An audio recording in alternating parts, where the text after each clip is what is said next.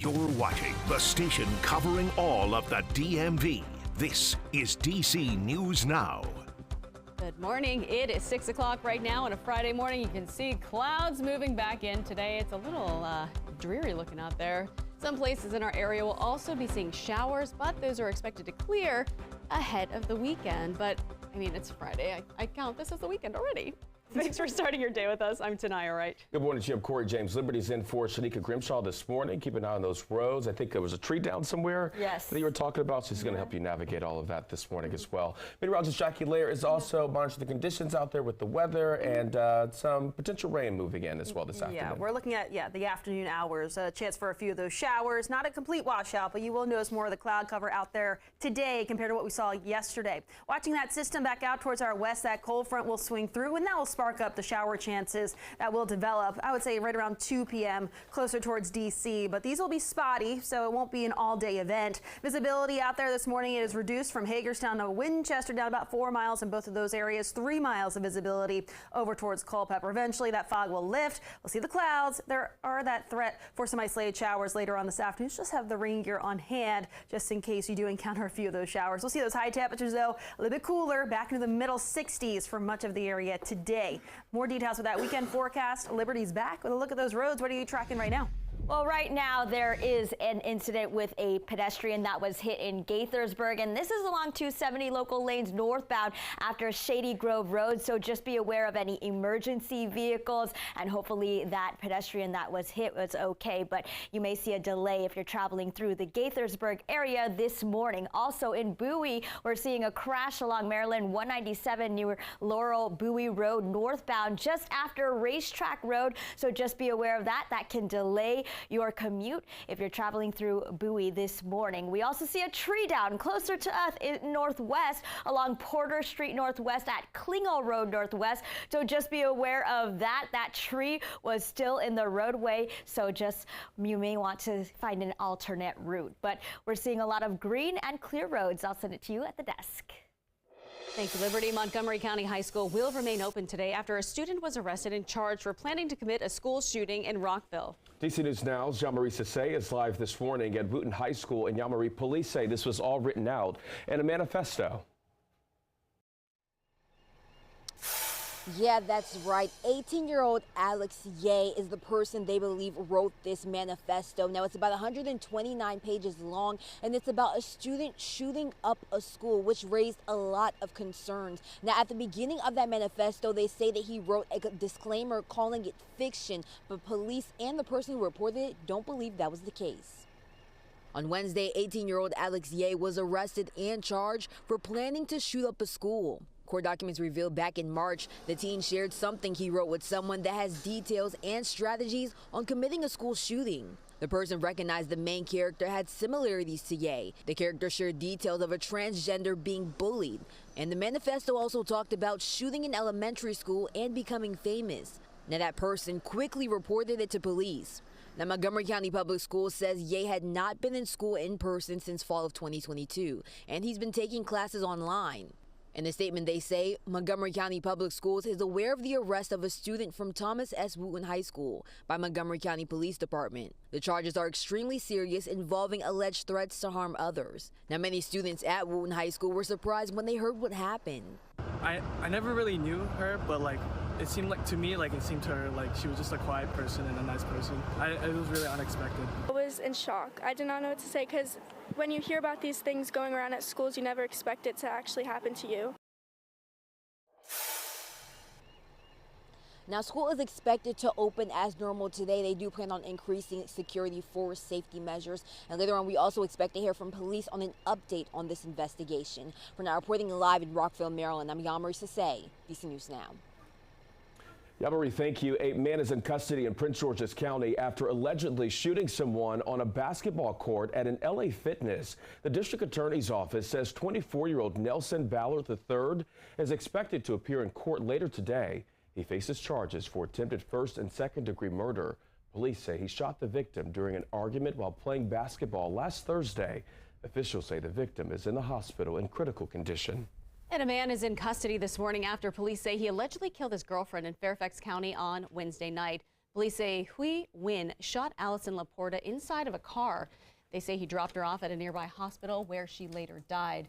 They say they found a gun near their home in Lorton. He is facing several charges, including second-degree murder. He is being held without bond. Developing now, a D.C. agency is the target of a ransomware threat, with thieves reportedly threatening to release financial documents. According to the data host company Tyler Technologies, client data from D.C.'s Department of Insurance, Securities, and Banking could become public. Now, the company says that it found the breach late last month. They took the systems offline after the break. An investigation found that a threat actor encrypted the system and took the data. According to security monitoring company, the attack could expose people's names, business data, and email addresses. It's the Department of Insurance, so they'll have, information from business insurance as well as personal insurance throughout the district.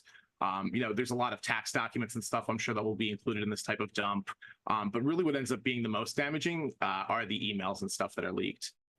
Now, the person or people who took the data threatened to release it if a deal is not met today.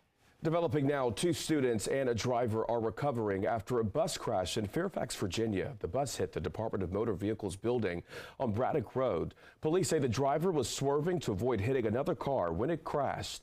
All 3 people injured are expected to be okay. Officials say no one in the building was hurt. And that was not the only school bus crash in the DMV yesterday. A bus also crashed into a Hyattsville home around 9 o'clock in the morning on Riggs Road. This is between Powder Mill Road and the Beltway underpass. One neighbor reacting to seeing the damage left behind. Here in this house for 29, almost 30 years, and this happened. It's devastating right now. And the driver was taken to the hospital with non-life-threatening injuries, according to officials. Prince George's County Fire and EMS say no one in the home was hurt and no students were on the bus at the time. The crash is still under investigation. Stop. 264, stop. We're stop. We're 2937, stop. We stopped. We were cleared to cross runway 4. And we're stopped. JetBlue 1664.